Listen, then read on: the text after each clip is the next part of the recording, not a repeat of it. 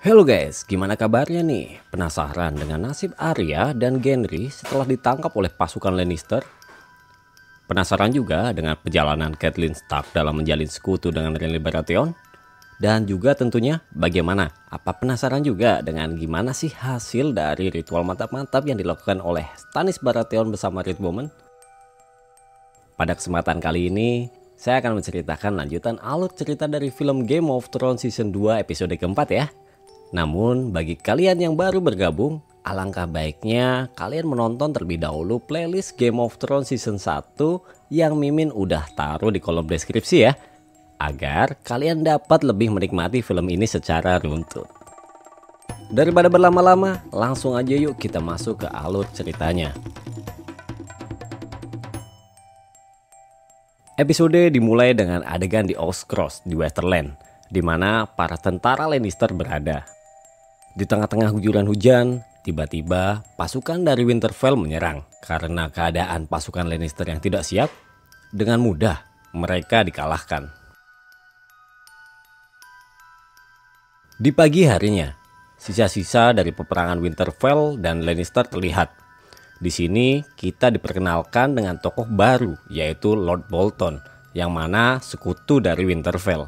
Dalam keadaan kekurangan logistik yang serba kekurangan, Lord Bolton mempunyai usulan untuk menguliti takwanan dari pasukan Lannister yang ada. Mengingat hal ini sudah biasa dilakukan oleh Lord Bolton. Mendengar hal itu, Robb Stark pun menolaknya. Saat percakapan mereka berakhir, Robb tak sengaja bertemu dengan salah satu suster yang sedang mengobati korban perang. Suster itu bernama Talisa. Talisa bercerita bahwasanya dia tidak menyukai peperangan. Karena di peperangan akan banyak sekali korban berjatuhan yang tak bersalah. Mendengar hal itu, muncullah rasa ketertarikan Robb terhadap Talisa. Kita kembali ke King's Landing. Kabar dari kekalahan dari Lannister di Oscross kini terdengar di telinga Joffrey. Joffrey yang marah kini melampiaskan kemarahannya kepada Sansa. Joffrey ingin memanah Sansa sebagai balas dendamnya terhadap keluarganya. Melihat hal itu, Cersei menahannya, karena di sini Cersei melihat bahwasanya Sansa merupakan seseorang yang dapat dijadikan sebagai alat negosiasi. Nah, untuk melampiaskannya, akhirnya Joffrey memerintahkan pengawalnya untuk menyiksa Sansa di depannya. Melihat hal itu, Tyrion Lannister dan Bronn langsung menghalangi penyiksaan itu. Tyrion mengatakan bahwa apa yang dilakukan oleh Joffrey sangat keterlaluan dan berbahaya. Kembali lagi ke camp Renly Baratheon di Stormlands. Tamu tak terduga datang menghadap Renly dan Catelyn Stark. Lord Baelish datang menawarkan sebuah solusi peperangan tanpa berdarah. Dia menawarkan kembalinya Sansa dan Arya secara baik-baik. Niatan itu pun ditolak oleh Catelyn Stark karena Catelyn menilai bahwasanya Lord Baelish adalah orang yang sangat licik. Untuk membuktikan keseriusan Lord Baelish, akhirnya Lord Baelish memberikan tulang belulang dari Ned Stark untuk dimakamkan secara layak tanpa syarat apapun. Sontak, hal itu membuat Catelyn Stark sedikit luluh.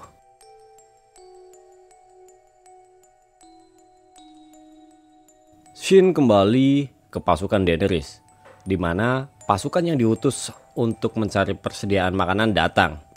Dia menceritakan bahwasannya di sana ada sebuah kota yang akan membukakan tempatnya apabila Daenerys mau menunjukkan naganya.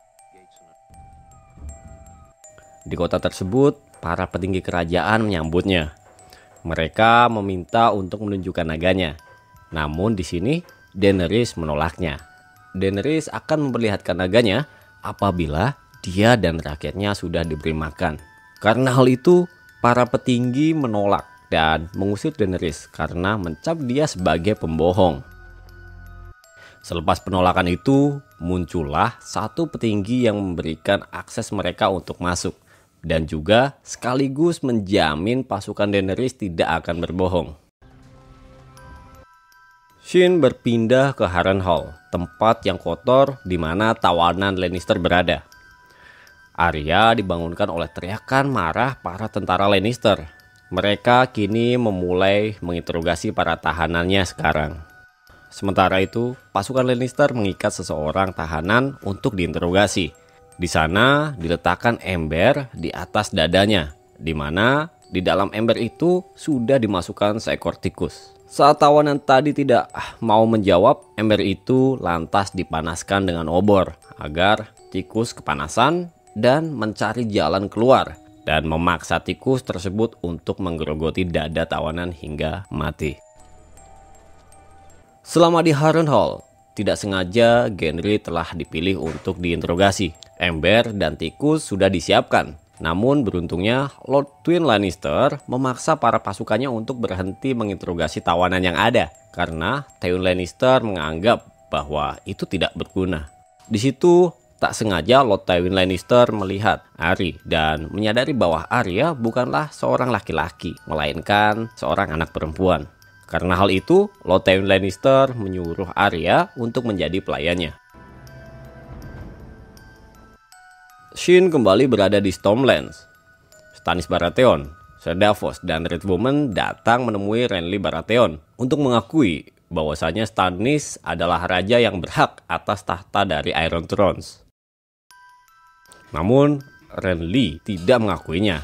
Renly berkata, pasukan Stannis sangat sedikit, berbanding terbalik dengan pasukan Renly yang sangat banyak. Mendengar hal itu, Stannis Baratheon menawarkan Renly waktu untuk berpikir hingga esok hari. Apakah Renly akan bergabung dengannya, atau akankah dia akan berperang dengan pasukan Stannis sendiri? Suatu saat di malam hari, di mana Stannis dan Ser Davos sedang bersama di atas kapal, Stannis menyampaikan sebuah rencana. Dia menyuruh Ser Davos untuk menyelundupkan Red Woman ke camp Renly Baratheon. Atas perintah rajanya, Ser Davos kini melakukannya. Kini Red Woman dan Ser Davos menuju camp Renly dengan menggunakan kapal kecil. Pada dasarnya, Davos sebenarnya tidak setuju dengan hal magis seperti yang Red Woman lakukan.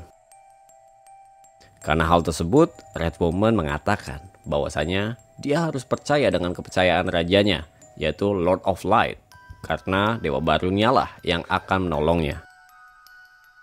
Sesampainya di tepi pantai dan memasuki gua untuk menyelinap, mereka mendapati bahwasanya pintu sudah ditutup oleh pasukan Renly Baratheon. Karena hal itu, Red Woman mengatakan bahwa ini bukanlah masalah yang besar. Red Woman yang sedang hamil kini tiba-tiba melahirkan sesosok makhluk bayangan hitam dari perut Red Woman. Ser Davos yang tidak percaya kini hanya bisa terdiam melihat apa yang barusan terjadi. Film Game of Thrones di episode keempat di season kedua ini pun berakhir. Kira-kira penasaran dengan kisah selanjutnya? Apakah menarik dibuat rangkuman seluruh episode film ini? Boleh deh kalian kasih tanggapan dan masukan kalian di kolom komentar ya.